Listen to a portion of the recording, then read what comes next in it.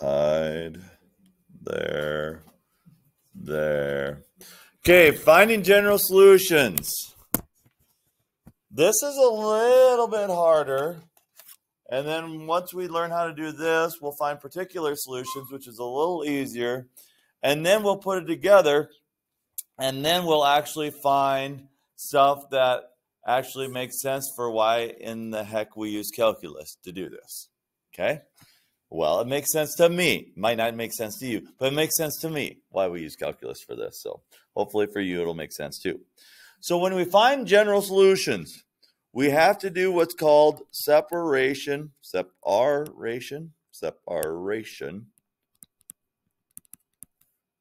I think that's how it's spelled. Of variables.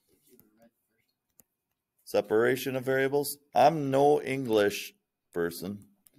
I ain't got no English skills.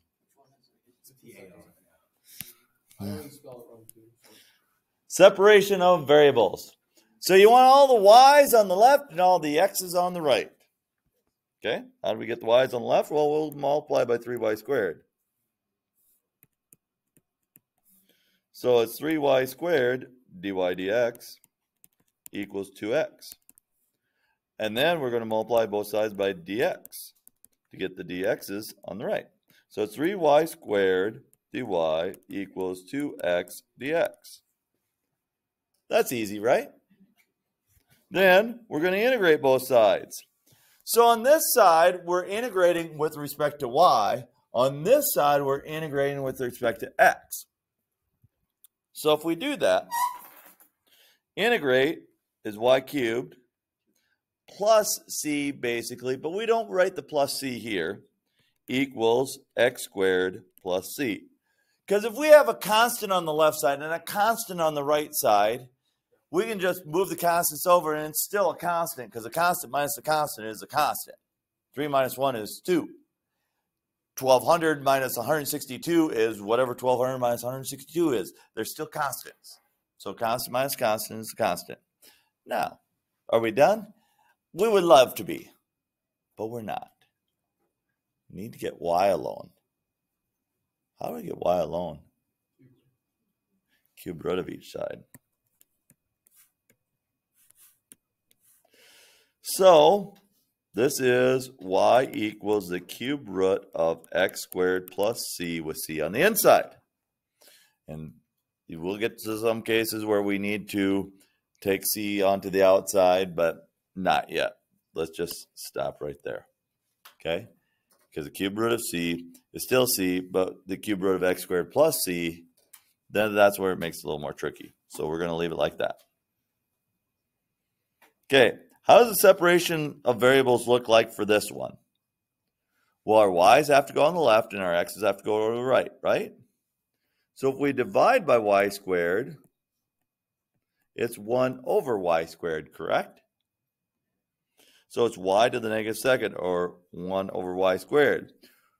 Then we multiply by dx on each side. So I have 1 over y squared dy equals e to the x dx. Which one says 1 over y squared dy equals e to the x dx? B does. Because the dy does not go to the denominator like it says in C. It is B. That's our separation of variables. Marcus tried to solve this equation. This is his work. Got to do separation of variables. So what did he do? He multiplied both sides by 3y squared and 1 over x squared. Then he integrated it to make y cubed minus 1 over x plus c. Then he took the cube root of each side. Does that look right? Or did he make a mistake somewhere?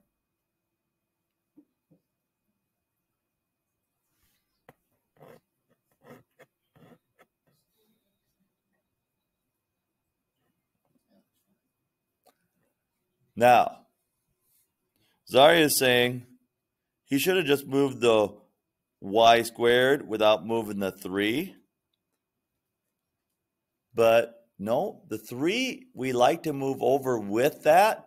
Only in this case, only because that 3 becomes a cubed. And that's why we moved the 3. Would it have to move? No. In this case, it helps us by moving it, so that's why we move it. Will we move the coefficient every time? No. It just depends if it'll help us or not. So this looks correct. Okay? That looks correct. So, oh, it is incorrect. It is incorrect. No plus or minus. Geez, I missed that. That's why we look at the answers. The right-hand side of the equation should be that, because it's a cube root, not an even power. If it's an even power, it's plus or minus. Cube root is just what it is. Okay? Look at this work here. First step, they multiplied each side by e to the y. Then if you integrate e to the y, you get e to the y. If you integrate 4 1 over x, it's 4 ln of x plus c. Then you have to take the natural log of each side to get rid of the e to get it down to y. So it's the natural log of that. Is his work correct? Because it sure looks like his separation of variables is done correctly, right? Yep. So we've got that. The right hand of each side of the equation, they said should be this. No, I don't think so. I think it should be within the ln, because the ln will affect that c, whatever that c is. So that needs to be in parentheses. So I would say Ty's work is correct.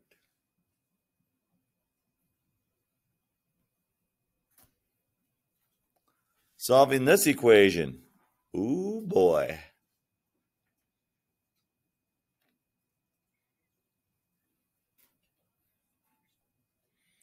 Now, I'm going to do maybe an extra couple steps compared to what you might do, just to show you why I'm doing it.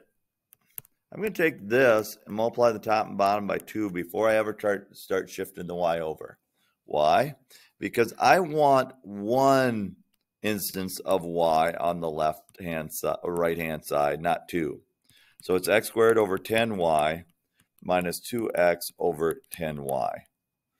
And then, so dx, dy, dx, 4x, thank you.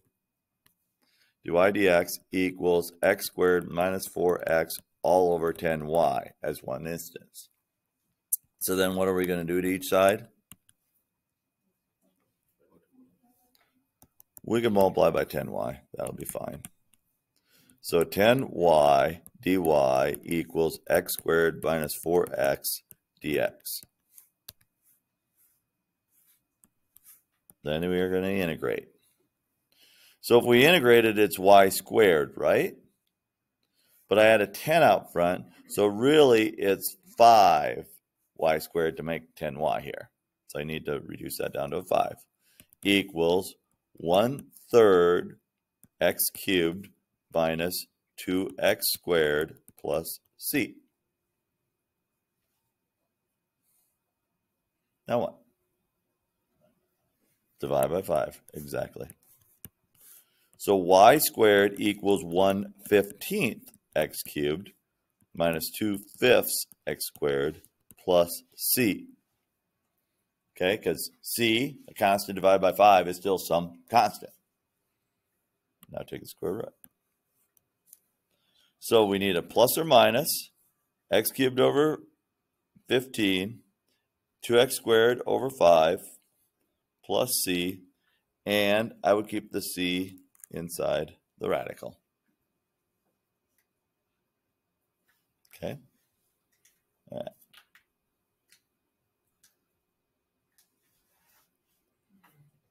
This one.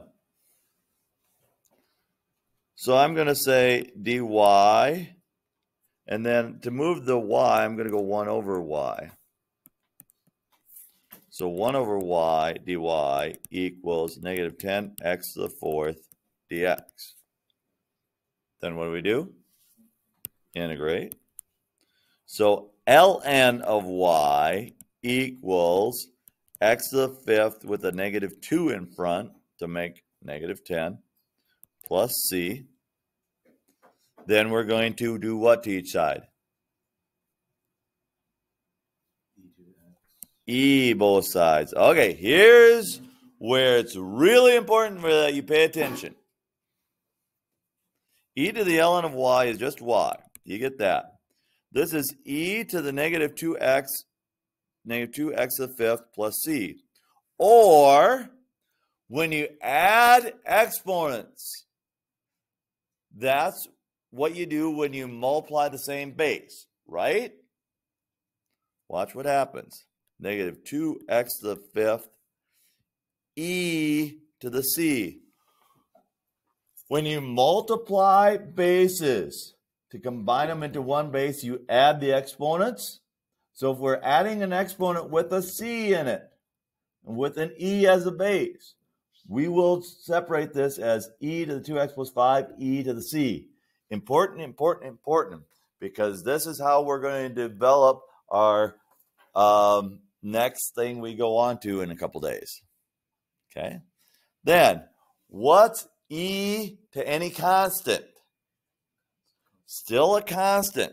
So in the end, it'll become e to the constant, which is a constant, e to the negative 2x to the fifth. It'll be that, which is that. And then when we get population growth and population reductions and amoebas and all kinds of other stuff that we're going to talk about, that's what we use. Because this is logarithmic growth, and there's a lot of logarithmic growth and decay that use this equation. Yes, sir. Why does e to the c cancel? E to the c does not cancel.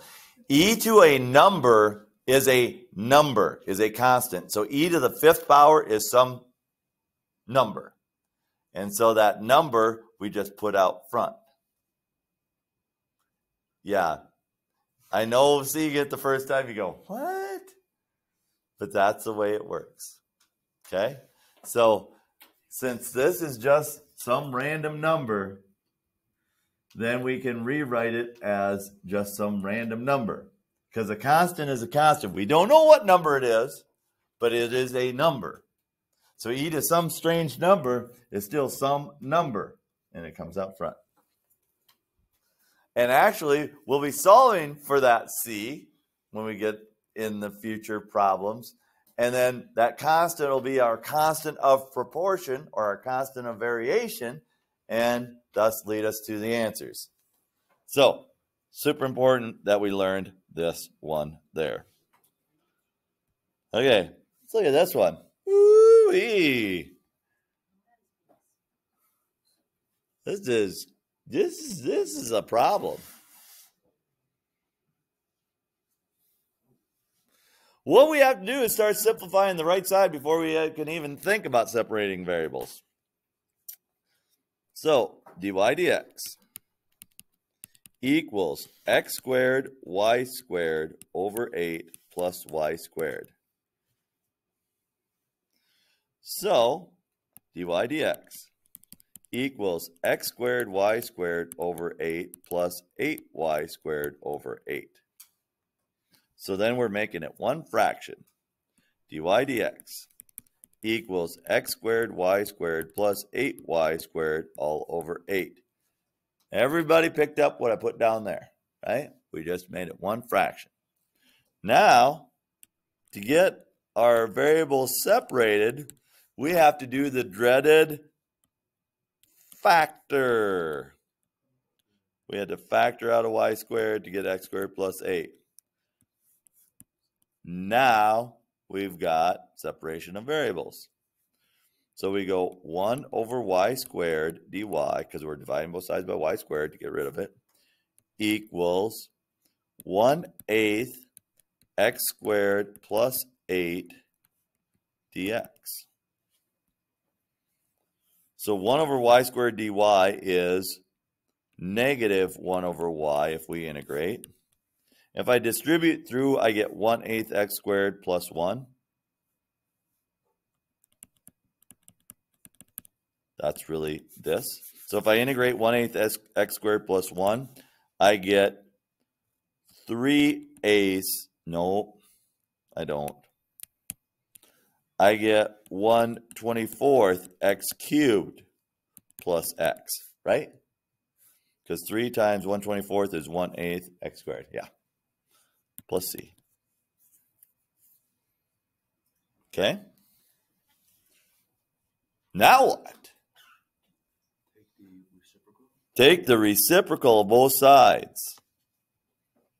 So negative y equals 1 over 24 x cubed plus x plus c.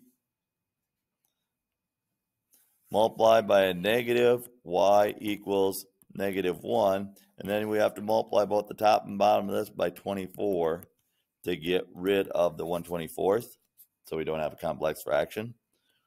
So it's -1 over x cubed plus 24x squared, or 24x, I mean. And then what's c times 24? C. And then, so 24 times -1 is -24. So it's -24 over x cubed plus 24x plus c, which is that one. Okay, what if we have a trig one?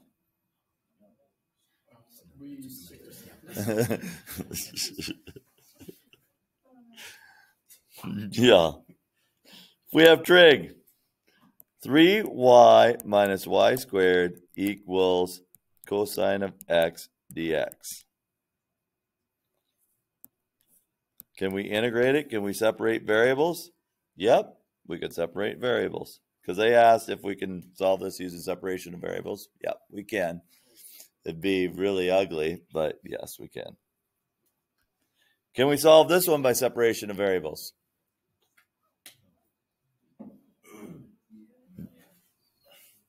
So we have, if we add 3y to each side, we get 3y plus dy dx equals 2x plus 6. If we multiply by dx, no, we cannot. We cannot because of this plus sign. Kills us. So when it's addition, subtraction, that's a no. We cannot. We have addition here, but it's an e. So dy dx equals e to the x, e to the y. Are we out of time? Oh, no, you guys got to, where are you guys going? I forget. Okay. Yeah, okay. And then we can separate the variables here because 1 over e to the y dy equals e to the x dx. So when it's plus on an e, when it's in the powers, yes, we can separate variables. Okay, so is it out there? No, it's not. No, it's not. So let me put it out there for you. And just think you have all kinds of extra time to work on calc today.